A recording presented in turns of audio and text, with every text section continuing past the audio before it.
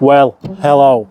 In this video and the next video, you're going to see me struggle with a job that is kind of a bit out of my league. And that is taking the gearbox off of this car so I can replace the clutch. To put this properly into context though, we're going to have to just go back a couple of months to where I first started it and realised that the weather was going to get in the way.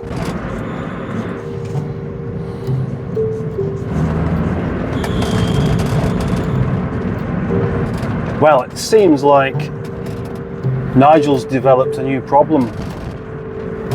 It's always the case, if you don't use a car very often, you're more likely to get problems. Listen. That noise when the clutch is depressed. I think it might be the thrust bearing just about to collapse or something. Whatever the case, it's within the gearbox. And that means it's not like, even if it just needs a bit of oil on it, you can just sprinkle a bit on. There's more.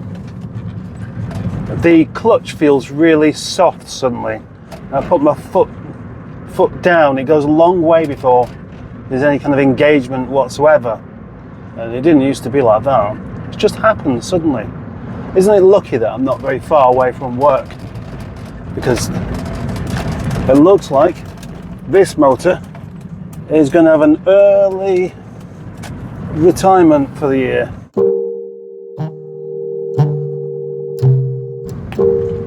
So now I'm trying to drive it without the clutch, just in case it gives up at a crucial moment.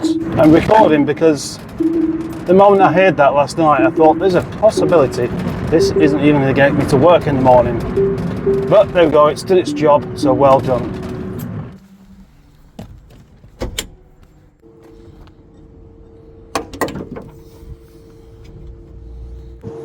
Well, this is interesting. There's the clutch cable. Look how baggy it's gone. It must have, they don't just stretch suddenly though, they stretch over time. So that is really rather odd.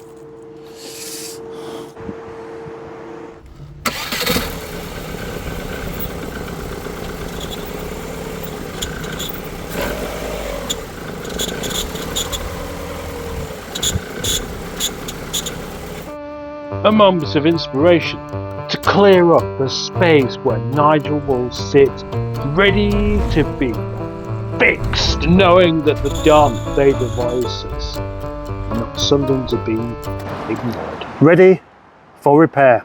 Before Nigel can go back on the road, it has to be repaired. The clutch release bearing has decided not to work properly any longer, and the next step is it not working at all. Foot flat to the floor, no clutch. Not really worthwhile risking, is it? But thankfully, I have a sponsorship, which is GE Automotive, Gregory Elgood in Norfolk. Yes, so here we have a nice big box full of things for my poorly car. Let's open it up.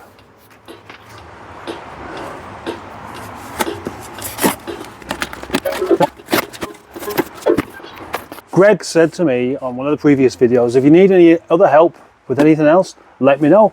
This problem with Nigel popped up just as I was enjoying driving the old bus. Wasn't expecting that.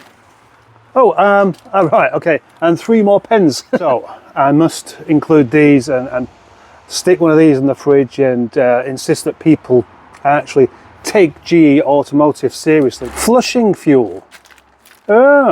Driveline flushing oil. That's for the gearbox. He did say, yeah, you can flush the gearbox out. Gearbox oil. The clutch pressure plate as well. And the bit that's causing the problem is this.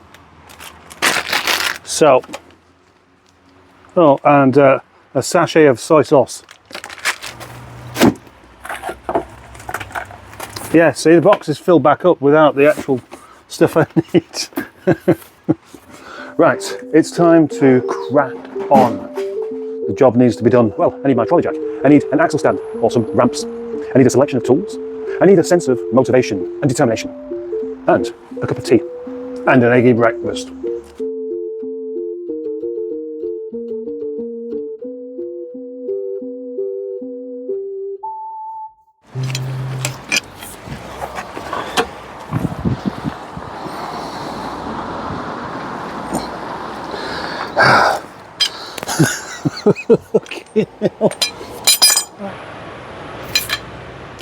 And this really shouldn't be necessary.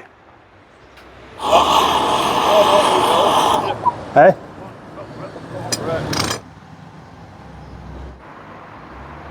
So the take anything off breaker bar won't do the job.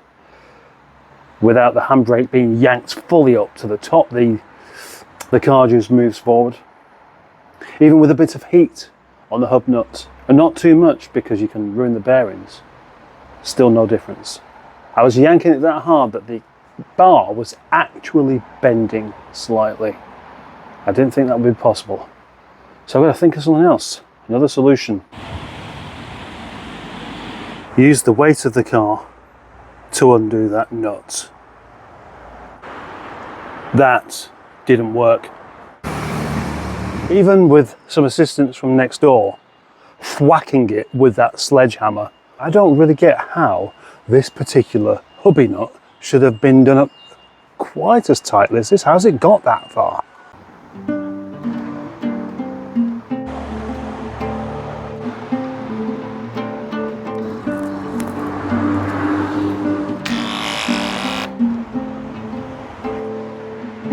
That's not going to come off like this. I think the solution is going to be, it's going to have to be heated up that much that the wheel bearing is going to have to be replaced. The only other possibility at this moment would be to stick the bar on the nut to the floor and then reverse it so that it gets pushed upwards. But I've actually been advised against that by the people in the garage, saying that, and I've figured that you're going to get some sort of nasty ping.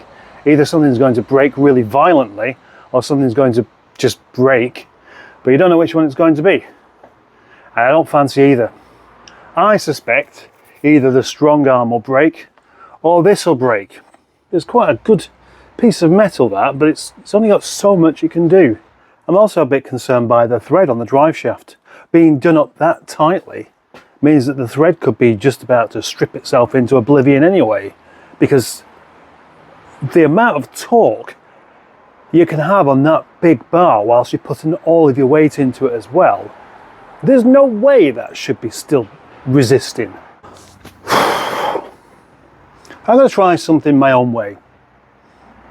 Yeah, I'm going to use my own little idea with this, and that is to get on this socket again and just a straight bar and a hammer and just keep on clumping it and clumping it, with the hope that eventually it will just say, oh, go on then.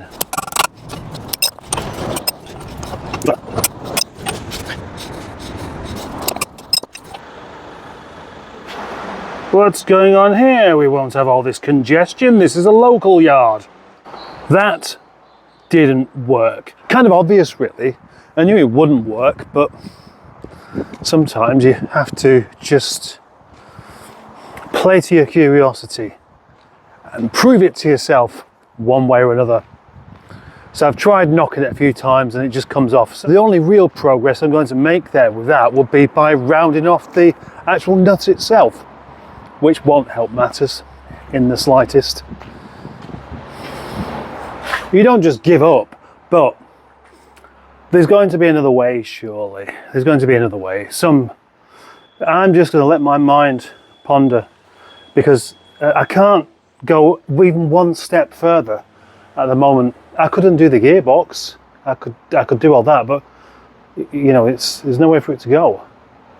You need to release that drive shaft for the gearbox to come off. There's no two ways around it.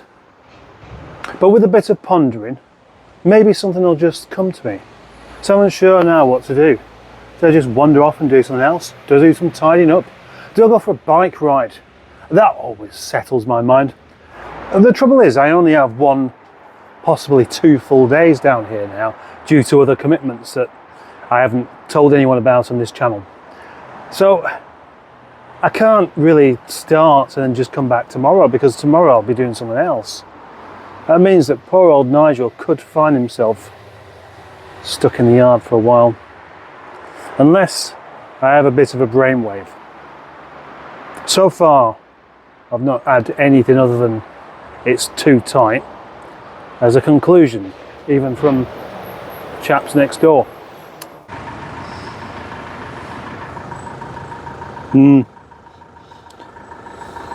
Because I thought that would have been the only solution. Instead, I'm going to drill a hole into it, and then drill another hole, and then drill another hole, and then just knock at it and try and split it. I've got nothing to lose. I said that before, didn't I? My mate Andy from the garage isn't convinced that it won't come off with a breaker bar, so we'll see. Nobody else has been able to do it. Will he prove himself to be the man he claims to be?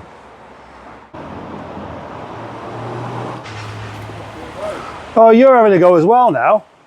Okay, now. What are you doing it? Everyone's having a go now, are they?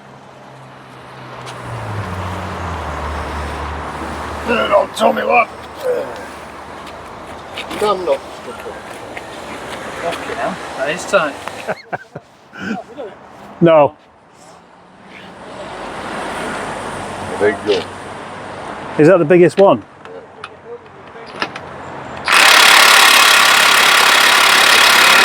Way! You said it won't come off you. I didn't use that though.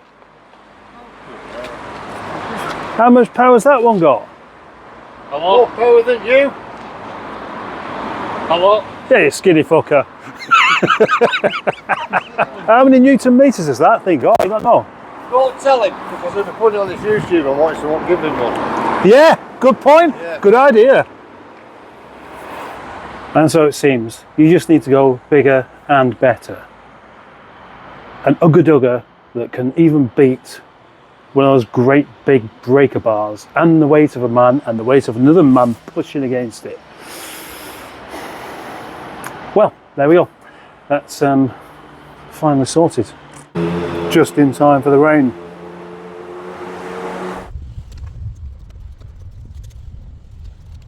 There comes a point where I've got to change what I'm doing for the rest of the day to be prepared for the short amount of time I have down here tomorrow.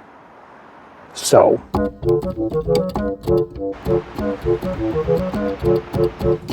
how long would you expect it to take to move 3 vehicles in preparation for tomorrow?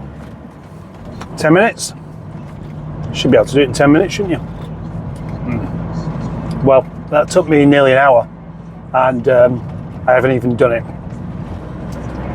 It doesn't help when I forget things. Got everything in my pocket. I make sure that I've got my keys for the lockup. I check it 3 times whilst I'm doing the lockup. Whilst locking the door, I've got my keys in my hand, looking at them, so I know in my own mind that I've actually got them there. And then I go to the Volvo, I get in it, and I can't find the key because they're in the lockup, which is guarded by a car that currently won't start. This is why these things take so long. And it's still summer. Just wait till it gets to winter and everything's frozen over again. Gosh! Oh, there's a point. There's a point. I'm in no rush to get this Nigel job done, but I've been delayed by an awkward nut and then rain. And now I'm going to be delayed by having other duties. So next week, I have to finish it off. I don't want to get into the cold days and constantly raining and even worse, snowing. Mind you, I like snow.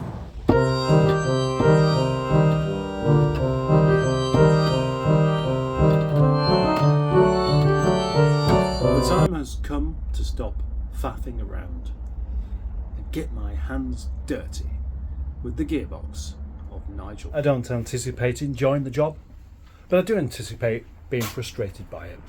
There you go, Nigel. Have some axle stands. It is true. The moment I get it on the axle stands, it starts raining. Didn't think I was supposed to be doing that today.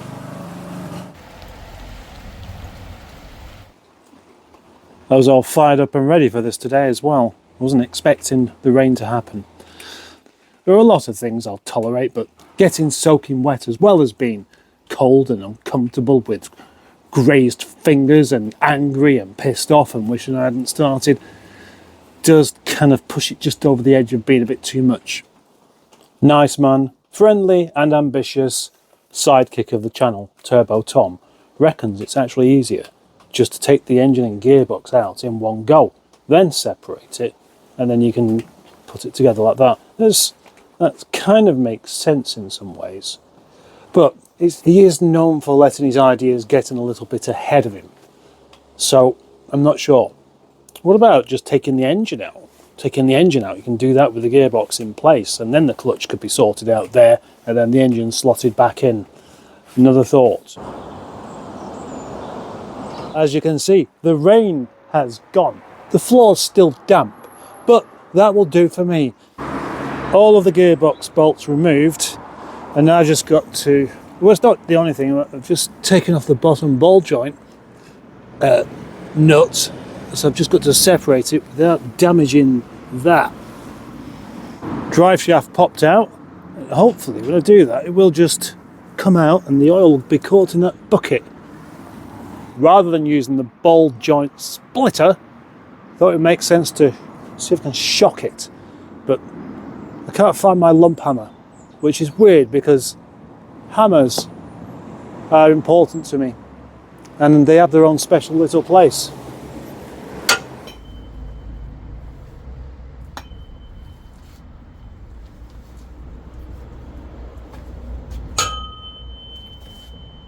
Just in case. Time's really run away with me there. Before I knew it, I was getting a phone call asking why I hadn't gone home yet. Bit annoying. I don't mean the phone call, I mean just the fact that that amount of time's gone by so quickly without me really even noticing. Does that mean I've been enjoying myself? If only.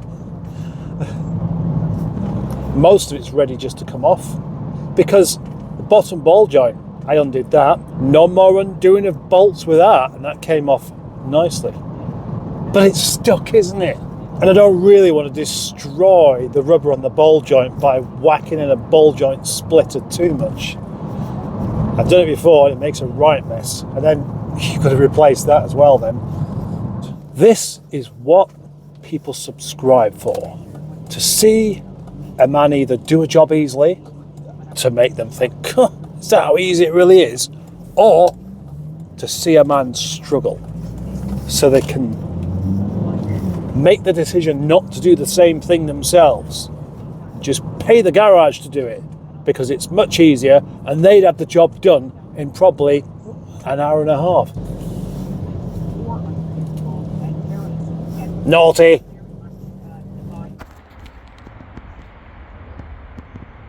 After an awful lot of faffing around, not being able to find my lump hammer, I've gone for the sledgehammer, which is a bit brutal, but I've finally done it. The only thing is I've ruined that ever so slightly. I knew I would do. The next easy part of the job is to pull that drive shaft out.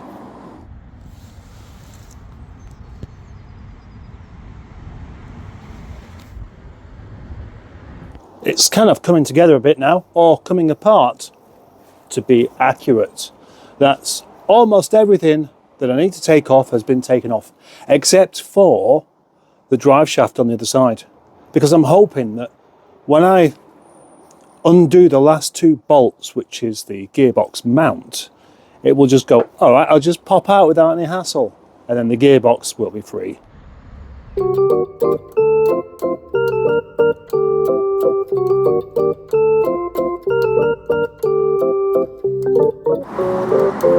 We're very close to pulling this off now. Gearbox dropped down, all of the mounts off, and then I remembered something. Yeah, you see, this isn't my kind of thing. So although there have been many mechanics out there that'll say, oh, it's quite an easy job really, and it should take you half an hour. That doesn't really work like that for me, because I'm not a mechanic. And I keep saying this, but it doesn't stop me from trying. Oh. And that is basically it until tomorrow, where I will probably spend all day on it. Might need to spend all day on it. So thank you very much for watching, and thank you very much for being a subscriber, channel member, especially you. Thank you for considering being a channel member, and thank you for liking, and thank you for commenting, and thank you for more comments, thank you for anything, thank you for watching the video all the way to the end. That's important. And thank you especially for having the tolerance to deal with the adverts and not being too tempted to skip through them, because that means I get paid. Bye bye.